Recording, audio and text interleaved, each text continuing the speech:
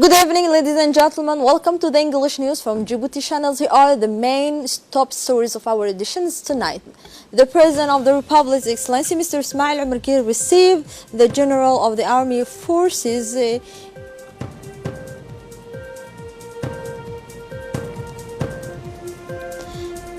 on continental news. UN claim this meeting will be held for the next few days. The President of the Republic, His Excellency Mr. Ismail Omar Guelleh, received the Chief of Staff of the French Army Forces, the General François Lecointre, who is visiting Djibouti as part of the missions and prerogative, while he had previously served in Djibouti within the first French stationed in Djibouti before his recent appointment to these high positions of senior officials of the French forces. The President Guelleh received the General in the company of the French Ambassador to Djibouti, Christophe Guillou, the head of sales of the French forces in Djibouti, Brigadier General Eric Guernez, and the defense attaché at the Embassy of France, Colonel Thierry Laval. On the side of Djiboutians have attended Minister of Defense Mr. Ali Hassan Bahdon, Chief of Staff of the Djiboutian Force of Army General Zakaria Sheikh Ibrahim, Head of Safety Mr. Hassan Saeed Khair, Secretary General of the President Mr. Mohamed Abdullahi Wa'ais, and several high officers. More subjects of common interest have been addressed in this course, in particular the solid relation existing in the Republic of Djibouti and France. In an interview given to the national TV, the General Forces of French, Mr. Lecointre, stated that the French army has traced who arrived in Djibouti following colonial invitations of the Zakaria Sheikh Ibrahim, Chief of the Staff Djiboutian Army, and stressed the importance of the relations existing between the two nations, France and Djibouti. The Minister of the Defense, Mr. Ali Hassan Bahdon, emphasized the existing bilateral relations between Djibouti and France, which are excellent and have long date. The Minister emphasized that the French general employee had presented that during the hearing, the security situations in the regions and many other files have been discussed. The General Forces of the Army, General Zakaria Sheikh Ibrahim, visited several facilities and military camp, also in the framework of the friendly and fraternal relations between France and Djibouti. The General of the Army, French Army, Mr. François, and his delegation went to the Arta region, where the first visited the Rear R1. It was the occasion for the General of the Army to remember his passage in this elite regiment from 1993 to 1994, where he served as unit commander of the French soldiers stationed in Djibouti. Then the General François went to the Joint Military Academy of Arta Amia.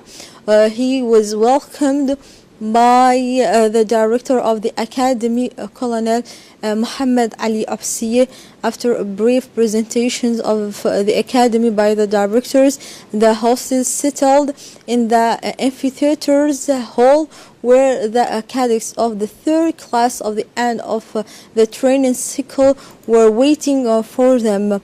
A brief summary of the academy's missions was given by Colonel Mohamed Ali Absiye. Then there was an exchange between the students and the promotions of the Army General under the background of the projections of the photos relating to drills.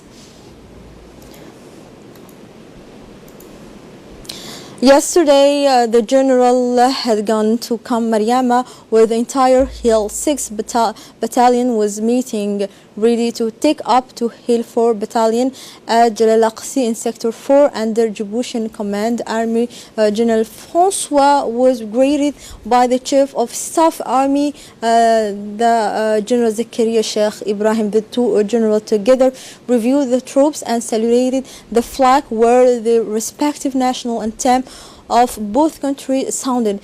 Subsequently, Hill 6 Battalion Commander Captain Roble Mohammed Abdullah briefed the prestige host on the battalion's history, namely its rise, organizations, and various formations.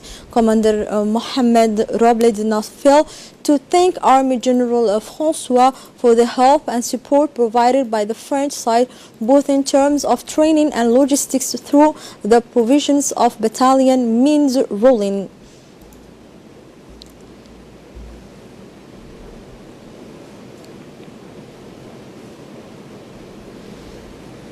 The National Assembly has organized this morning a closing ceremony of the awareness workshop on the issues of gender's equality. This workshop was organized for Parliament's area with the purpose of improving the taking into account of the gender dimensions in the work of Parliament's.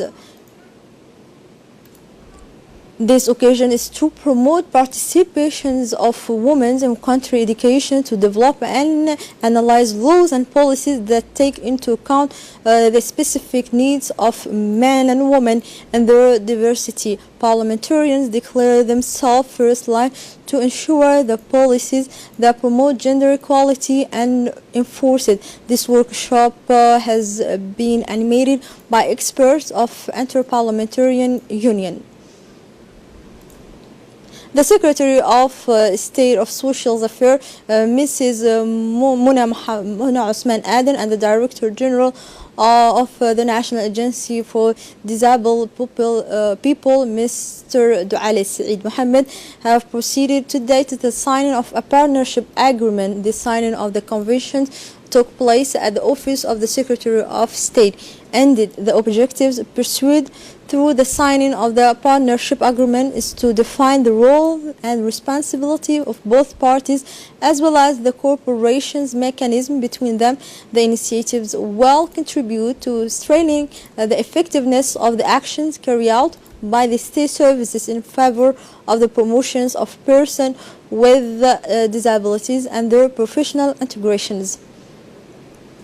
On continental news, global warming, the world is moving ever further from its goal, that said an expert from UN. For more detail, let's follow this report.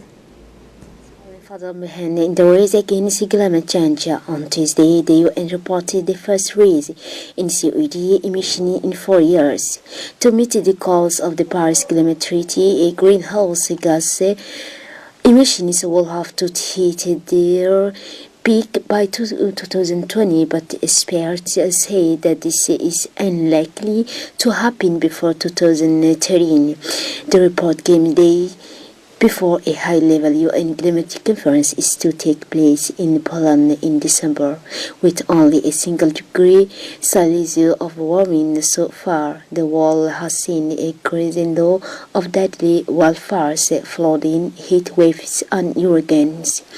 On current trends, temperatures are on track to rise roughly 4 degrees by this century's end, a scenario that will tear at the fabric of civilization. Scientists say to cap global warming at 2. Here we arrive at the end of this news edition. Thank you for watching us. Have a good night and goodbye.